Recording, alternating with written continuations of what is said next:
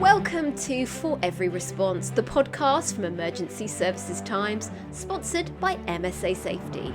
In this series, we bring you sessions from the Emergency Services Show and the Emergency Tech Show 2025. Just weeks into his new job, Essex and Herts Air Ambulance CEO Mark Jarman-Howe joins Lanna Deamer in the podcast studio at the show. He shares his vision for leading the charity and explains why his experience in compassionate care will strengthen clinical excellence, innovation and community impact.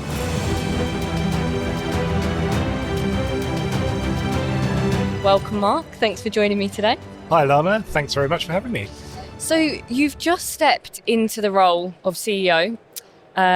What drew you to the air ambulance sector after more than a decade, I believe, of leading the hospice and end-of-life care? Well, the honest answer, I think, is that helicopters are cool. And there's something about that capability and the immediacy and the sort of the visibility and the symbolism of helicopters and the excitement and the energy that they generate. But obviously air ambulances are far more than the helicopter part of the service. And the other thing that really attracted me was the chance to work with people at the top of their game. The individuals that are employed within the air ambulance are so inspiring. I've just really enjoyed all the conversations I've had so far. We've got such a rich mix of talent from, emergency medicine doctors through to our paramedics. We've got pharmacists, we've got neurosurgeons, we've got family support workers and nurses. But you've got all that talent and brilliance around the sort of clinical aspect of the service. But then you've got all the pilots and the operations team. And the energy and the commitment that comes from those frontline staff absolutely feeds through into everyone within the organisation. And I have to say, the energy levels and the positivity amongst my colleagues is something I've not really experienced before in other settings, and it's really energising to be part of that. And I think the other obvious thing is that air ambulances play a vital life-saving role across the country. And they do amazing stuff already. But I think in some respects, they're actually not fully appreciated at the moment, and they're not necessarily achieving their full potential. So it's attractive coming into a sector where I feel like I can build on a platform and do some really exciting stuff with my colleagues. Absolutely. And so your career has focused on that compassionate care at end of life. How do you see that experience, shaping your approach to leading a charity that, intervenes at the very start of a patient's critical journey? Yeah, what I'm finding is that there are a lot of parallels actually between palliative and end-of-life care and emergency sort of frontline care that the air ambulance provides. There's a compassionate element to providing emergency care, and I think what I've seen is great sensitivity, not just in terms of making sure that they're applying the best possible sort of medical and clinical intervention at the time, but at the same time they're thinking really carefully about the bystanders, they're thinking about the family. I think one of the things I've also realised is that it's quite an intense role for colleagues, and particularly if you've had a really intense shift with a lot of call-outs and some difficult situations to deal with, you can sort of have quite a big emotional burden as a part of that. And then also there's the cumulative burden that you pick up over a period of time. And I think that's very similar to the burnout challenges you get within palliative care, where you're dealing with end-of-life care, on an ongoing basis. So I think the need to be sensitive to and support colleagues and really put well-being and sort of clinical supervision and really robust support structures in place is very similar. And then the other thing I would say is that the focus on a holistic approach and that family support really resonates with me. I'm really proud of the patient and family support team that we've got at EHAT. They do amazing work. I think there's a lot of scope for sort of shared learning there. And they obviously follow up families and patients that we've supported, when they've recovered from a situation, help them fill in the gaps. But I think we also need to be honest that quite often if you're in an emergency service, there's not always a positive outcome, and sometimes the result is the individual that you've gone to help dies. And I think, we need to be open about that. And again, I think there's something around open and honest conversations about that and about how we support people in a holistic way.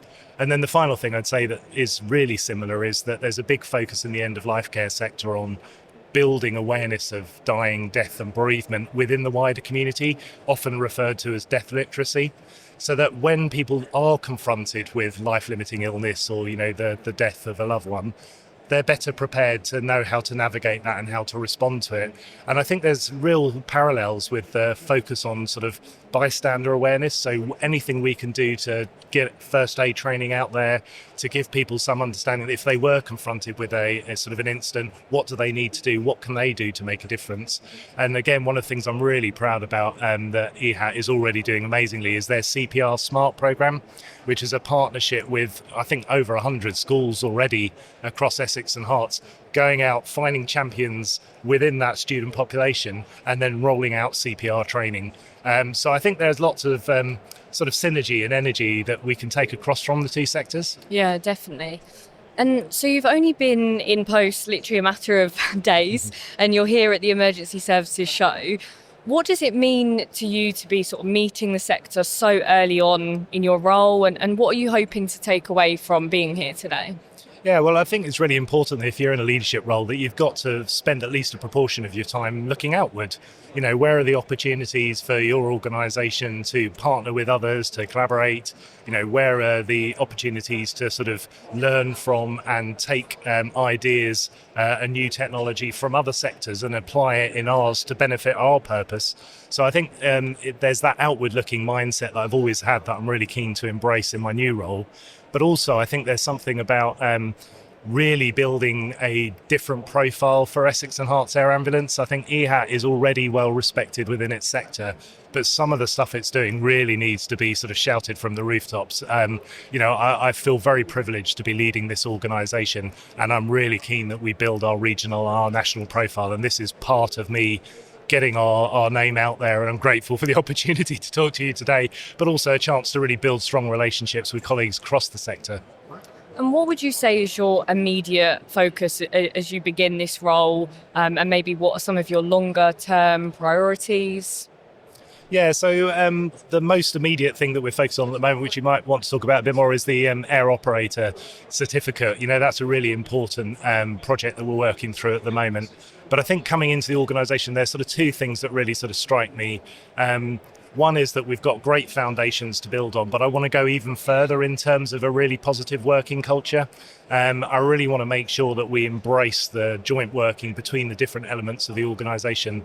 And an air ambulance charity is, in a way, many different organisations in one. You know, the fundraising, the marketing side of what we do, the volunteer roles that we have, the education, the innovation research programs that we have, and then obviously the clinical delivery, both from the aviation operations and clinical medical side. There's such rich diversity there, but it means you've got to work quite hard to get the right relationships between the different elements and really get that sense that we're much stronger when we're focusing on the whole rather than on the individual parts. So I am determined that a great organisation as it is, we are going to be one of the best places to work in the country. So that's an immediate focus for me. And then the other thing I think is the sort of short-term steps towards the longer-term priorities is around really firming up our 3 to 5 year vision. You know, where do we want to be? How do we make sure that we've got the best possible air ambulance service for Essex and Hertfordshire? And how are we contributing to learning and pushing the boundaries for the sector nationally and internationally as well? Okay, sounds very busy. Certainly. So the charity is also quite well known for its clinical excellence and the innovation. How do you plan to sort of build further on those strengths while also, you know, putting your own stamp on the organisation as well? Yeah, so our education, our research, our innovation programs, I think, as you say, are already well regarded. We've got some great partnerships in place with a range of very prestigious universities around the country. We're working really closely, not just with NHS organisations and other air ambulances, you know, but we're also working with the Ministry of Defence. We're doing joint work with other emergency services within our area.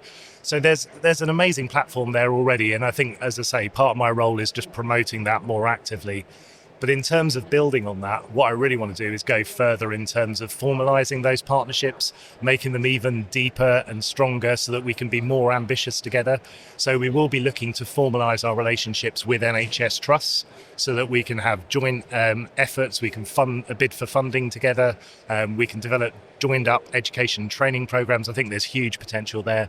And similarly, in terms of really driving the research and innovation agenda, we want to formalise relationships with local universities and indeed universities around the country, whether that's knowledge transfer partnerships, whether that's joint research posts, etc.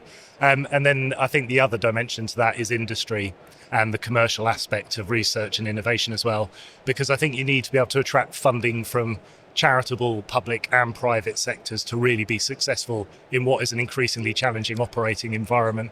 And I think we're really well placed to actually build on the work we've got already to bring in some private sector partners into the mix as well.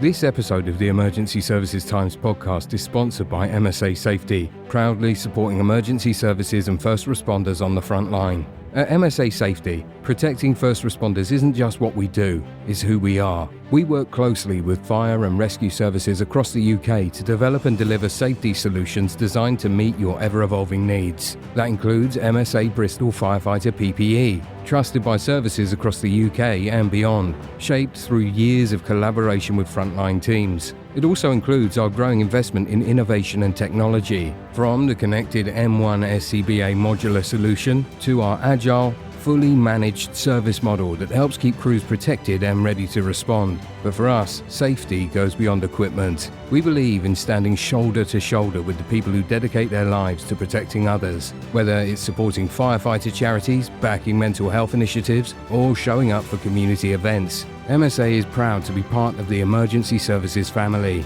To learn more about our work in the UK and how we're supporting first responders every step of the way, visit www.msasafety.com. With MSA Safety, when you go in, we go in with you. So you mentioned earlier a little bit about the air operator's certificate. Can we dig into that a little bit more? Why is that such an important step, and what opportunities do you think that will create for the charity? Yeah, I mean, it's a really exciting project. I mean, it's very intense. There is a lot of detailed work to be done to actually go through that regulatory process with the Civil Aviation Authority. The work that the team, particularly Bill, our Aviation Operations Director, has been doing to lead that work has been really impressive. I think we're within about 60, 70 days of getting over the line, so it's really imminent now, and we're really sort of getting sort of focused on those sort of final steps to get it over the line. But the reason we're doing it is to get more control. So whilst we have amazing relationships that we're really keen to continue with external suppliers like Gamma Aviation, like Sloan, they're really good relationships that we've had over a number of years. We're very grateful to them for their flexibility and their support, and I'm sure there will be lots of opportunities for us to continue to work with them. But actually, we want to make sure that we're maximising our available flight time. There are obviously challenges in the aviation industry around availability of pilots, particularly for certain airframes at the moment. So the chance for us to actually attract and retain really good quality pilot talent within the organisation and to bring them into our culture and for them to fully feel part of the team is really exciting. And then once we've got that in place, once we've found our feet in terms of actually being confident, having that ownership and operating under the AOC, I think then there's huge potential for us to then help other air ambulances follow the same journey, and potentially for us to then broaden the scope of our operations.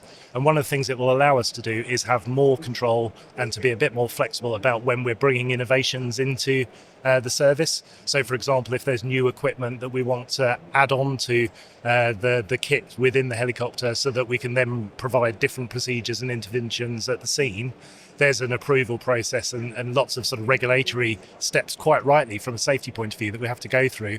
But actually, if we're owning that process, then actually we've got an opportunity to really maximise that, so it's supporting the whole service, not just the delivery of the aviation side of things. Okay, that sounds really interesting. And you've also got the Centre for Excellence in Development. How do you see that shaping the future of pre-hospital care, I suppose, both for your teams and more widely across the sector as well? Yeah, I mean, the Centre for Excellence is an amazing initiative. We've got some really talented clinicians and researchers working within EHAT, and I think there's already a very diverse range of programs. I mentioned CPR Smart, and actually those sort of community-focused building resilience type approaches. We're doing really, I think, leading work around patient and family liaison and support, which is really exciting. We're doing very focused work around particular pieces of equipment and use of new devices. We're exploring a range of research projects and partnerships around different practices around head injury, for example. A lot of focus on sort of responding to the cardiac related instances as well. So there's a really rich program there already. As I say, what I want to do is support the team to formalise some of the relationships with our university colleagues, because I think that will allow us to go further and faster. But also what I want us to do is to start to link up with similar initiatives and approaches in other air ambulances as well.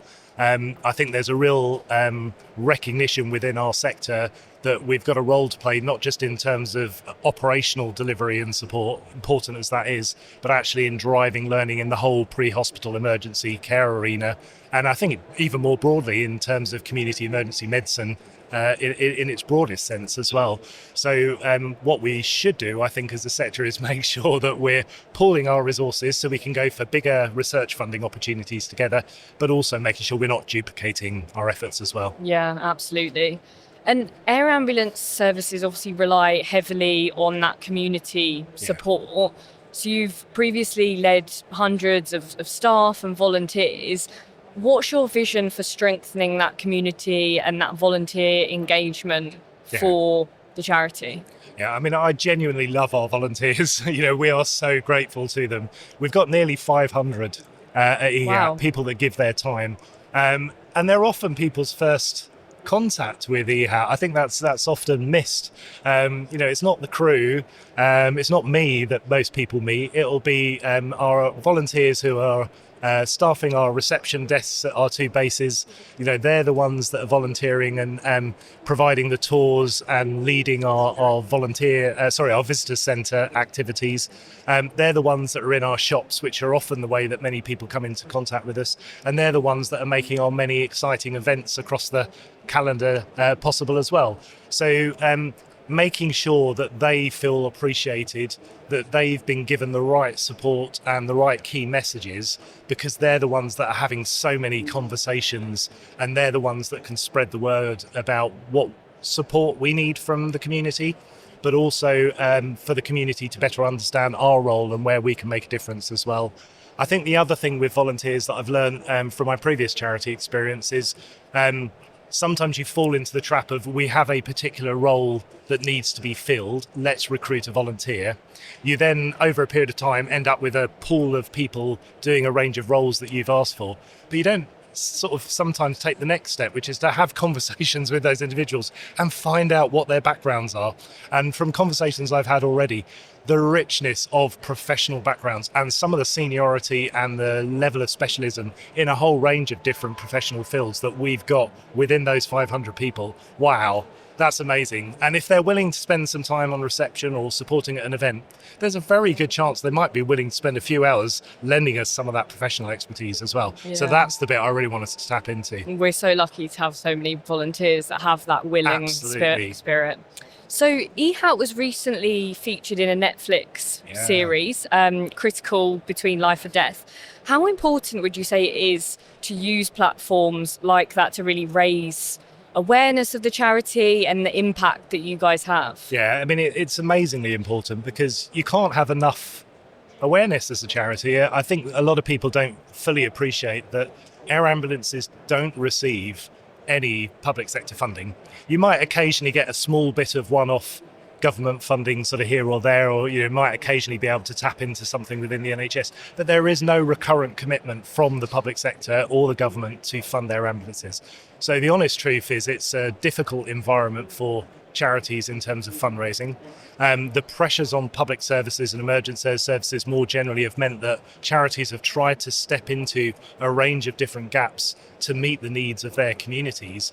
But at a time of fast rising costs and growing demand, it has left charities very exposed in terms of their own financial sustainability, almost for all the right reasons. They're trying to do too much. And I think I'm really aware that actually it's not just about providing excellence and amazing services at EHAT. We've also got to be realistic about what's affordable. And therefore that awareness raising, anything that gets people engaged is really vital to actually continuing what we do and being able to grow it for the future. The other thing that I think is really important is hopefully that will have inspired a new generation of people that want to play a part in our emergency services. So from a recruitment point of view, very long term, I'm hoping there'll be a number of young people that watch that want to be a paramedic now, or want to do their medical training or want to get into fundraising because they want to be part of that sort of organisation in some way. So I think that for me is, I'm really grateful that there was the opportunity to have EHAT really visible within that, and any opportunity we get to raise our profile through any media opportunity, we will take. Absolutely. And what do you see as sort of the biggest challenge for, the wider air ambulance sector over the next few years? I mean, perhaps would you say funding is obviously a big challenge? Yeah, I think funding is the obvious one, and I think that's true of businesses and charities generally. So I don't think that's specific to air ambulances. If anything, air ambulances are better placed and stronger than much of the charity sector is my first impression, and have some very robust income streams already in place. And I think they're also well placed in a sense because they've got such strong established income streams that air ambulances haven't diversified their income as much as some other charities have. So I'm coming in thinking, wow, all these opportunities that haven't been tapped into. And I think there's a commercial opportunity as well to be a bit more savvy around the expertise, around the learning that we've got, around the intellectual property that we've got, the research, the innovation that we're doing. We could be actually generating income from that as well, which would allow us to further scale the great work that we're doing. The other big challenge, I think is an interesting one, is I don't think the air ambulance sector is being robust enough in challenging the NHS and the government to have a more coherent strategy for pre-hospital emergency medicine and for major trauma. So as you say, London is a shining example of a great major trauma network. It's great that Netflix picked up on that. But actually, if you look across the country, you have hospitals shutting down helipads. You have supposedly major trauma centres without the ability to take a helicopter and a patient and really provide that slick pathway when every second literally counts. And I think it's a real shame that issue is not getting enough of a profile. And I think because the NHS and the health sector is so highly politicised and there is such a focus on waiting lists, that I think what's been lost in that is the importance of really timely, effective, well-coordinated emergency care. And certainly one of the things I'll be looking to do is make a really strong argument around the value that air ambulances and pre-hospital emergency medicine more generally brings to the sector, and all the savings that we're making for the NHS. We need a bit more of a quid pro quo where we need them to understand the value that we bring, and they need to make sure there's the right infrastructure to support the patients that we're all, at the end of the day, wanting the best possible outcomes for. Yeah. And I suppose finally, as you're settling into this new chapter, what kind of legacy do you hope to build as the CEO of Essex and Herts Air Ambulance? Well, that's a simple one. In an ideal world, when I leave, I don't think there'll be any doubt at all that the people living in Essex and Hertfordshire have access to world-class pre-hospital emergency medicine. Brilliant. Well, thank you so much for joining me today, Mark. It's been absolutely lovely chatting to you. No, thank you, Lanna. Thanks for listening. Remember that by taking time to learn from our speakers, you can earn CPD points from our partner CPD.me. So do check out the link in the show notes. Our thanks to MSA Safety for their continued support for our podcast, and Smart Digital for producing this series. If you enjoyed this episode, be sure to subscribe to For Every Response, the podcast from Emergency Services Times.